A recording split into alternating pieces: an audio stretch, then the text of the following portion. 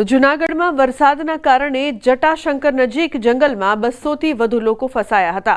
પાણીનો પ્રવાહ વધતા ફસાયા હતા આ લોકો। વન વિભાગનો સ્ટાફ પહોંચ્યો સ્થળ પર, લોકોનું રેસ્ક્યુ કરવામાં આવ્યું। સહી સલામત હેમખેમ રીતે તમામ લોકોને બહાર ખસેડાયા।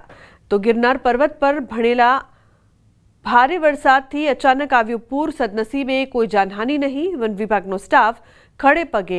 મહત્વનું છે કે રજાના માહોલ વચ્ચે સેંકડો લોકો ગિરનારી ગોદમાં ફરવા આવ્યા હતા।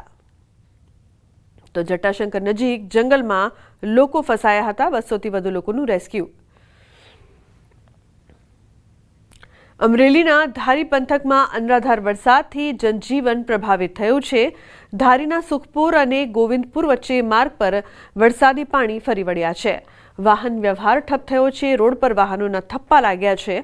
અચાનક પાણી આવી જતા બાઇક ચાલક રોડની સાઈડમાં ફસાયો હતો। ત્યારે સ્થાનિકોની મદદ વડે બાઇક ચાલકને લોકોએ પાણીમાંથી બહાર કાઢ્યો હતો। રોડ પર પાણી ફરી વળતા ગોવિંદપુર અને સુખપુરનો વાહન વ્યવહાર પણ ખોરવાયો હતો।